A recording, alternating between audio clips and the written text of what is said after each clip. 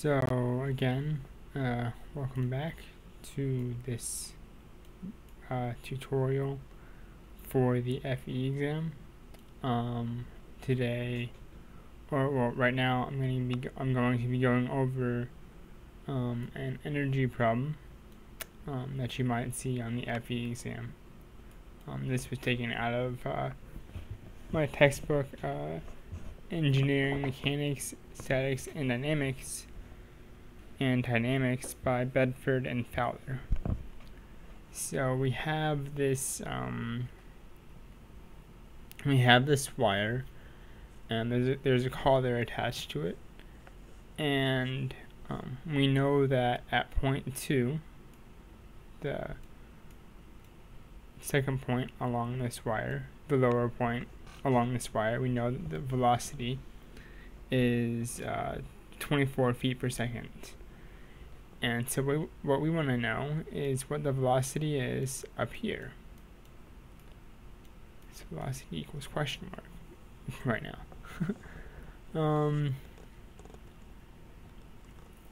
So yeah, we have this ugly looking line, and you might think that we have to take like a line integral.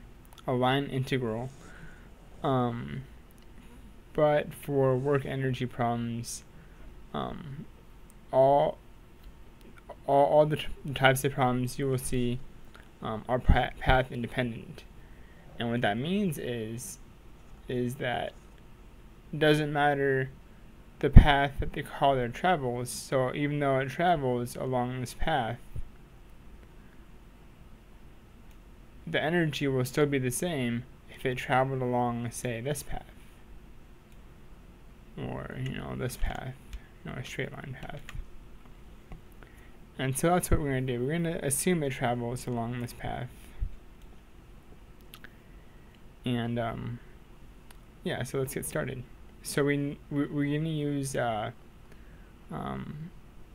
initial and final energy, and so we know that we don't have, so let's write out our types of energy. So we have kinetic,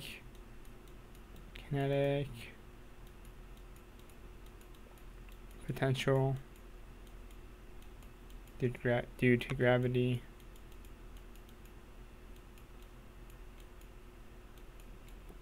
potential due to a spring, and those are the only types energy we have in linear kinematics, SP. We don't have a spring, so that is 0. So our initial energy, let's call at point 1, 1/2 mv squared, mv1 squared, let's say, plus mgh. So that's our total energy at point 1. And it needs to be equal to, it's equal to the final energy because it's a smooth, rigid collar or wire, which means that there's no friction forces, there's no friction losses. The wire doesn't bend out, or it doesn't stretch or anything. So that means that it needs to be our initial energy needs to be equal to our final energy. So equals 1/2 mv2 squared. Our mass is 4, so m equals 4 over 32.2 slugs. Or 4 pounds over 32.2 feet per second squared, which is equal to 4 over 32.2, 0.124 slugs.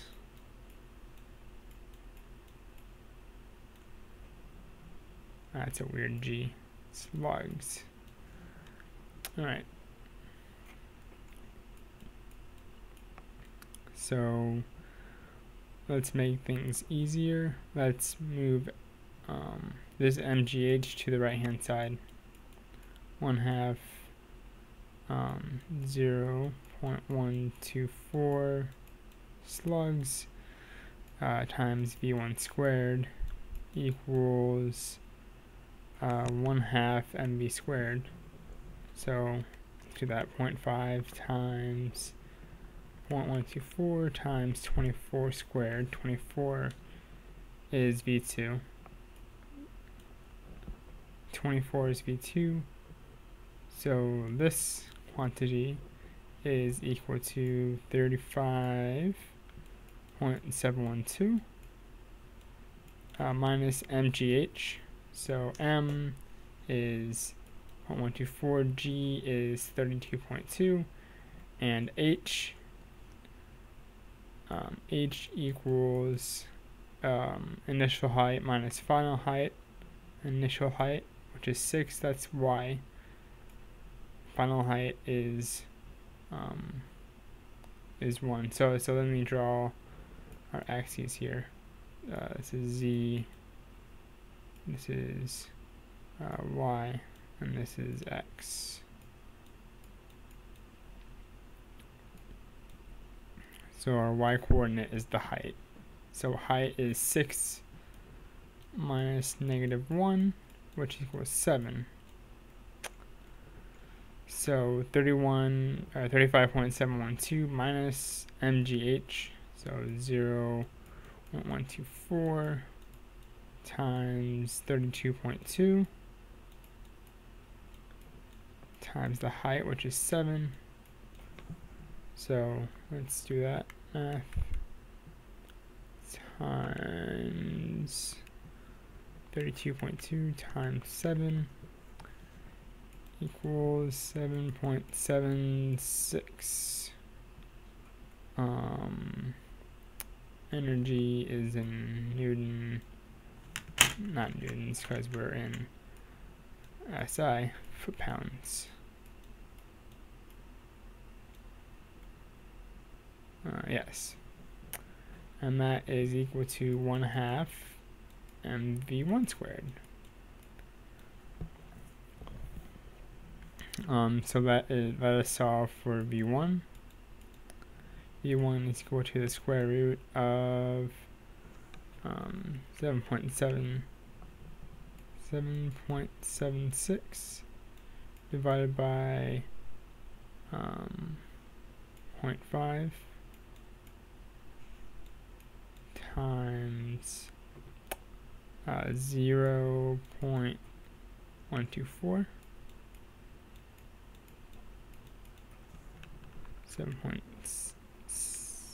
7.76 over 0.5 times. And take the square root of that. The square root of 11. Sorry.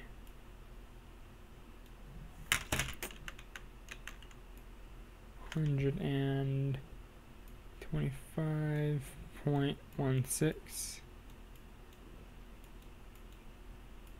which is equal to 11.19 foot-pounds. Okay, so let's check. Is this answer reasonable?